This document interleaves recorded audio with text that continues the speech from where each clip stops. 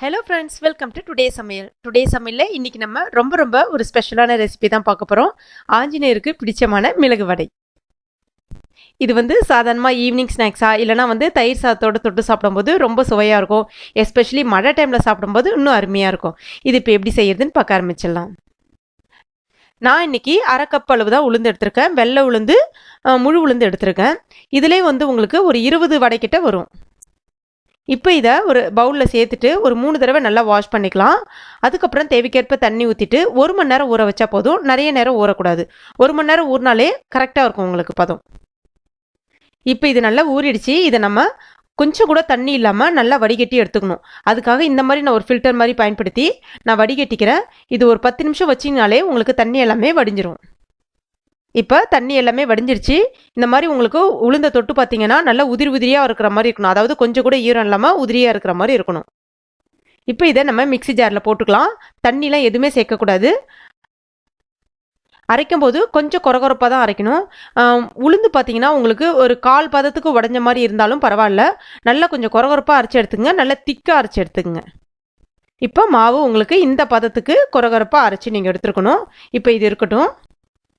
அதுக்கடுத்ததாக அரை cup உளுந்துக்கு 1/2 teaspoon அளவுக்கு மிளகு சேர்க்குறேன். மிளகு நீங்கள் மிக்சியில் பாதி பாதியாக பொடிச்சிக்கிட்டாலும் பரவாயில்ல. நான் இன்றைக்கி உரலில் தான் இடிச்சிக்க போகிறேன். இந்த மாதிரி உரலில் இடிச்சிட்டு இந்த பதத்துக்கு நீங்கள் மிளகு சேர்க்கணும். ரொம்பவும் முழுசாக இருந்துச்சு அப்படின்னாலும் உங்களுக்கு வடை தட்டும் போது தட்ட வராது. அதாவது ரொம்ப மெலுசாக தட்ட வராது. அதனால் கரெக்டாக இந்த பதத்துக்கு எடுத்துக்கங்க. இப்போ இதையும் இதோட நம்ம சேர்த்துடலாம். அதுக்கடுத்ததாக இதுக்கு தேவையான அளவுக்கு அரிசி மாவு சேர்க்க போகிறோம். நான் இன்றைக்கி 2 டீஸ்பூன் அளவுக்கு அரிசி மாவு சேர்க்குறேன். சப்போஸ் மாவு நல்லா கிளறின பிறகு உங்களுக்கு அரிசி மாவு பத்தாத மாதிரி இருந்துச்சு அப்படின்னா நீங்கள் இன்னும் ஒரு அரை டீஸ்பூன் அளவு கூட எக்ஸ்ட்ரா சேர்த்துக்கலாம். அப்புறம் இதுக்கு தேவையான அளவுக்கு உப்பும் சேர்த்துக்கலாம். இப்போ இது எல்லாமே நல்லா நம்ம பிசைஞ்சிடலாம். பிசைஞ்சிட்டு மாவை இந்த பதத்துக்கு கொண்டு வந்துடலாம். இப்போ இது இருக்கட்டும். அடுத்ததாக இந்த மாதிரி ஒரு பாலித்தீன் கவர் எடுத்துக்கலாம். 2 பக்கமும் எண்ணெய் தடவிக்கிங்க. இந்த மாதிரி பாலித்தீன் கவரில் எண்ணெய் கொஞ்சம் நிறைய தடவணும். அப்போ தான் மாவு உங்களுக்கு ஒட்டாமல் வரும். அந்த மாதிரி மாவு எடுக்கும்போது பெருசாக எடுக்கக்கூடாது. இந்த மாதிரி சின்ன உருண்டைகளாக எடுத்துக்கங்க.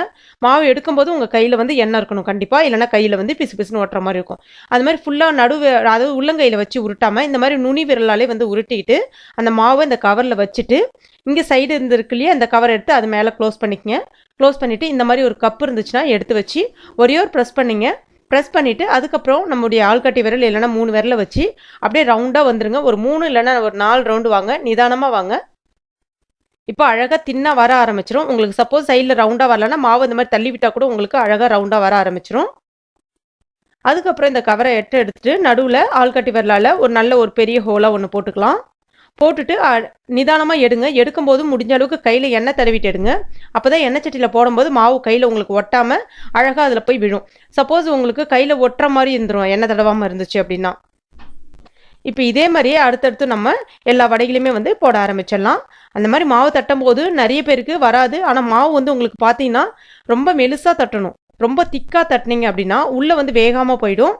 அதுவும் நல்லா இருக்காது. சில டைம் உளுந்து மாவு உப்பி வர ஆரம்பிச்சிடும். உப்பியும் வரக்கூடாது.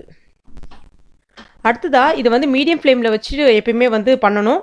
ரொம்ப ஹை ஃப்ளேமில் வச்சு பண்ணிங்க அப்படின்னா உங்களுக்கு சட்டுன்னு மேலே உடைந்து கருகிடும். உள்ளே மாவு வேகாமல் இருந்துடும். அந்த மாதிரி இது கொஞ்சம் கூட எண்ணெய்லாம் எதுவுமே குடிக்காது. எடுக்கும்போது அந்த ஈர சலசலப்பு எல்லாமே கம்ப்ளீட்டாக அடங்கின பிறகு தான் எடுக்கணும். அதுக்கு முன்னாடி எடுத்துடவே கூடாது. இப்போ இந்த மாதிரி இருக்கணும். இந்த ஸ்டேஜில் நம்ம இதை எடுத்துடலாம். இப்போ இந்த மாதிரி மற்றதையும் நம்ம போட்டு எடுத்துடலாம்.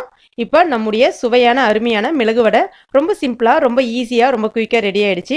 நீங்களும் உங்கள் வீட்டில் ட்ரை பண்ணி பாருங்கள். ரொம்ப அருமையாக இருக்கும். எஸ்பெஷலி மழை டைமில் ட்ரை பண்ணி பாருங்கள். நல்ல காரசாரமாக சாப்பிடும்போது பார்த்தீங்கன்னா சளி அந்த மாதிரிலாம் எதுவும் பிடிக்காது. ரொம்ப அருமையாக இருக்கும். நீங்களும் கண்டிப்பாக உங்கள் வீட்டில் ட்ரை பண்ணி பாருங்கள். இந்த ரெசிபி உங்களுக்கு பிடிச்சிருந்துச்சுன்னா மறக்காமல் இந்த வீடியோவை லைக் பண்ணுங்கள், ஷேர் பண்ணுங்கள்.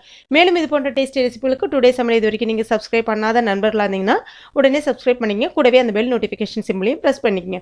தேங்க்யூ.